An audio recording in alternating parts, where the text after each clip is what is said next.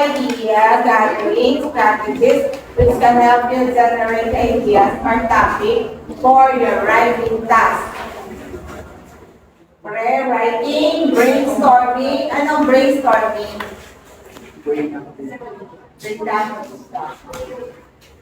Ay, tapos na yan. Hindi pa man pinupumul tayo. Ay, wow, ay. Ganit, ma'am. Brainstorm. Siyempre kung ano ayaw na sa inyong isip. And then the journal writing. Bubang. And then, the writing stage. You begin to plan your writing involves Done. what? Ano naman wakan? The writing Ay, stage malaya. Susunod kayo. The writing Islam. stage. Islam. In this stage, you begin to plan your writing. Involved formatting topic, sentence.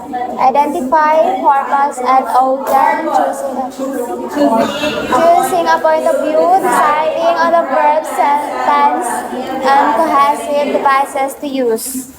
Devices. Ano mga device dito? Cellphone.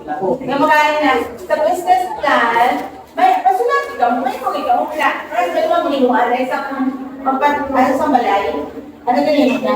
Sa engineer. Nagano siya? Nag-sketch. Nag-draft. Draftsman. Nag-iwan na isang blueprint para sa balay.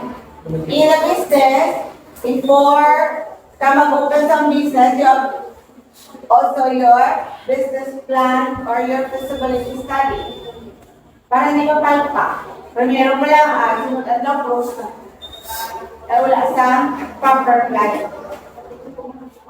When you formulate a topic sentence, you examine begin. The sentence stating the meaning of the word. Yes. A word or phrases will direct the writer as to what he's going to discuss or write about his paragraph. Then, writing good topic sentences. Topics are not topic sentences. Thank you, Ron. You write about. Can you read? Mabasa siya. Yes, ma'am. Yes. Be careful. Writing good Why topic. is courtesy important? Courtesy. Na-importante. In a formal, in a mga business letters, courtesy is important. Kung bastos ka, hindi ka courtesy. Takes the conflict out of unpleasant encounter. Topics, dog and their honor.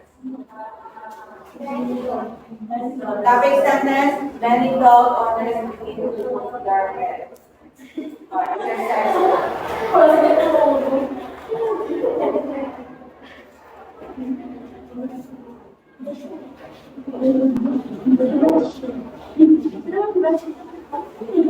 Puro lang man ang topic, the most important experience is in my life. Topic sentence. Anong pagkakaiba?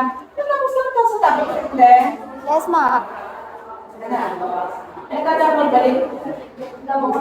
Writing, good. The continuation, hindi sa topic sentence appropriate. Vocabulary neither be too broad nor too narrow. Narrow, kamay lang.